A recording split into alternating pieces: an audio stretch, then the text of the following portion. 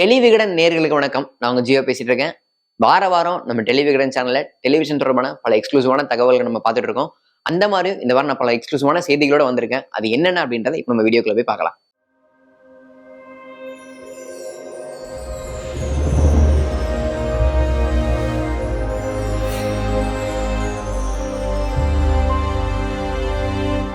ஸ்வாதிகா இவங்க தமிழும் சரஸ்வதியும் சீரியல் மூலியமா பெரிதளவுல பரிச்சயமானவங்க.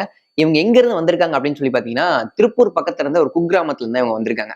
இவங்க முதல்ல சினிமா ஆசை, அதாவது சினிமா ஆசையோட சென்னைக்கு வந்திருக்காங்க. சினிமா ஆசையோட சென்னைக்கு வரும்போது வீட்டுல இருந்து உங்களுக்கு சப்போர்ட்டே கிடையாது. பேசாம ஊருக்கு கிளம்பி வந்துரு, அந்த வழியை பாரு அப்படின்ற மாதிரி தான் வீட்டுல ஃபர்ஸ்ட் டிமோட்டிவேட் பண்ணிட்டே இருந்திருக்காங்க. இவங்க இல்லவே இல்லை, நான் சாதிச்சா சினிமா சீரியல் அப்படின்றதுல ரொம்ப விடாப்பிடியா இருந்திருக்காங்க.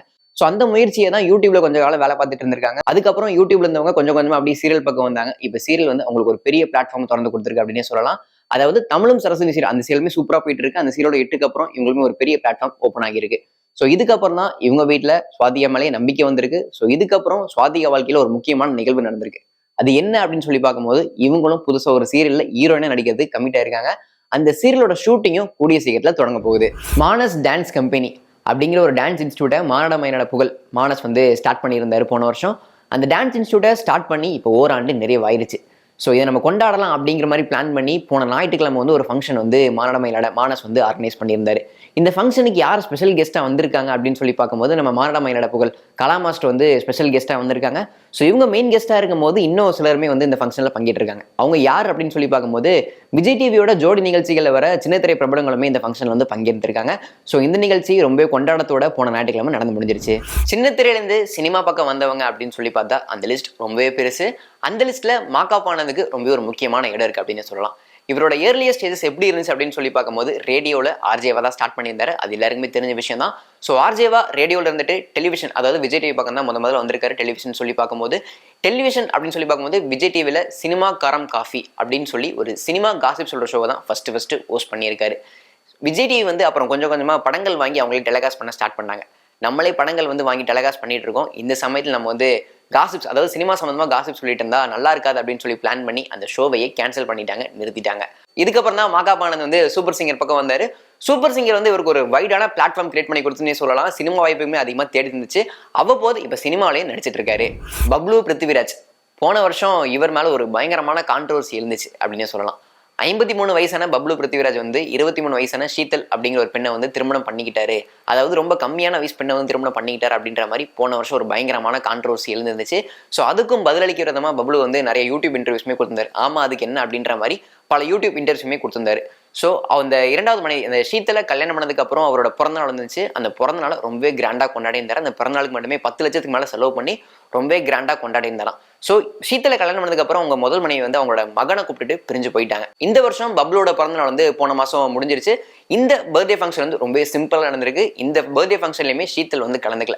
ஸோ இது என்ன, இதை சுற்றி நிறைய காசிப்ஸ் ஓடிக்கிட்டு இருக்கு அப்படின்னு சொல்லி பப்ளு சம்பந்தமான ஆட்கள்கிட்ட விசாரிக்கும் போது அவங்க என்ன சொல்றாங்க அப்படின்னு சொல்லி பார்த்தோன்னா, கிட்டத்தட்ட அது உண்மை மாதிரி தான் அவங்க சொல்லிக்கிட்டு இருக்கிறாங்க. ஷீதல் அப்படிங்கிற ஒரு பேர் எடுத்தாலே, சீத்தல் அதை பத்திலாம் என்கிட்ட பேசாத, நான் அனிமல்னு ஒரு சூப்பரான படம் பண்ணியிருக்கேன், அந்த படம் இப்போ வசூல்ல சூப்பரா கலெக்ட் பண்ணிக்கிட்டு இருக்கு, அந்த படத்தை பத்தி பேசுங்க, சீரியல் பத்தி பேசுங்க, இந்த பர்சனல் பத்திலாம் பேசவே பேசாதீங்க அப்படின்னு சொல்லி ரொம்ப டென்ஷன் ஆகுறாராம். போன வாரம் ஞாயிற்றுக்கிழமை சோசியல் மீடியாவில் ஒரு போட்டோ பயங்கர வைரலா போயிட்டு இருந்துச்சு.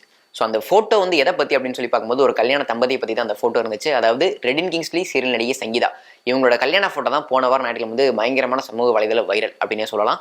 ஸோ இந்த ஃபோட்டோ வெளிவந்ததுக்கப்புறம் இது சீரியல் ஷூட்டிங் ஸ்பாட்டா, இல்லை உண்மையாக சினிமா ஷூட்டிங் ஸ்பாட்டா, இல்லை உண்மையாகவே இவங்க கல்யாணம் பண்ணிட்டாங்களா அப்படின்ற மாதிரி பல டாக்ஸ் சோஷியல் மீடியாவில் போய்கிட்டே இருந்துச்சு.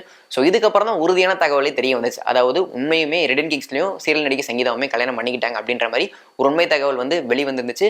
ஸோ இதுக்கப்புறம் ரெடின் தரப்பில் விசாரிக்கும் போது என்ன சொல்றாங்க அப்படின்னு சொல்லி பார்த்தீங்கன்னா, இந்த காதல் ரொம்ப நாளைக்கு முன்னாடி ஒரு டான்ஸ் கிளாஸ்ல தான் மலர்ந்துச்சு. அங்குதான் இந்த 2 பேருக்கு இடையமான காதல் ஸ்டார்ட் ஆயிருக்கு. அப்பயுமே ரெடின் நம்ம கல்யாணம் பண்ணிக்கலாம் அப்படின்ற மாதிரி சங்கீதாட்ட பேசியிருந்தாராம். அப்போ சங்கீதா இல்ல பொறுங்க, கொஞ்சம் காலம் கழிச்சு நம்ம கல்யாணம் பண்ணிக்கலாம் அப்படின்ற மாதிரி தள்ளி போட்டுட்டே இருந்திருக்காங்க. இப்போ சர்ப்ரைஸா 2 பேரும் திருமணம் பண்ணிக்கிட்டாங்க. அதாவது இப்போ சோஷியல் மீடியா பேஜஸ்ல நம்ம ஒரு ஃபுட்டேஜ் பார்த்துருப்போம். அதாவது பிக் பாஸ் வீட்டில இருந்து கூல் சீரிஸ் தப்பிச்சு போற மாதிரி ஒரு ஃபுட்டேஜ் வைரலா போயிட்டு இருந்துச்சு. அதை எல்லாருமே நம்ம பார்த்துருப்போம். ஸோ இது எதனால அப்படின்னு சொல்லி பார்க்கும்போது விசித்ரா வந்து அவங்க ஃபேமிலி பத்தி கொஞ்சம் எமோஷனலா பேசியிருக்காங்க. ஸோ இதனால எமோஷனலான கூல் சுரேஷ்க்கு வந்து அவங்க வீட்டு ஞாபகம் வந்துச்சான். ஸோ வீட்டுக்கு போகணும் அப்படின்ற ஒரு தாட்ல தான் அந்த மாதிரி தப்பிச்சு போகலாம் அப்படின்ற மாதிரி ஒரு முயற்சிக்கெல்லாம் வந்திருக்காரு. ஸோ இந்த முயற்சிக்கெல்லாம் அப்புறம் பிக் பாஸ் வந்து கன்ஃபெஷன் ரூம்ல கூப்பிட்டு வச்சு பேசியிருக்காரு. கூப்பிட்டு வச்சு பேசினதுக்கு அப்புறம் கொஞ்சம் ஷட்டில் ஆயிருக்காரு. ஸோ இதுக்கப்புறம் என்ன நடந்துச்சு அப்படின்னு சொல்லி விசாரிக்கும் போது என்ன சொல்றாங்கன்னா, இப்ப மிக்ஜாம் புயல் ஒரு பயங்கரமான பாதிப்பு ஏற்படுத்தி இருந்துச்சுல, அதுல பாதிப்பு ஏற்படுத்தின பல வீடுகள்ல கூல் சுரேஷ் வீடுமே ஒண்ணா.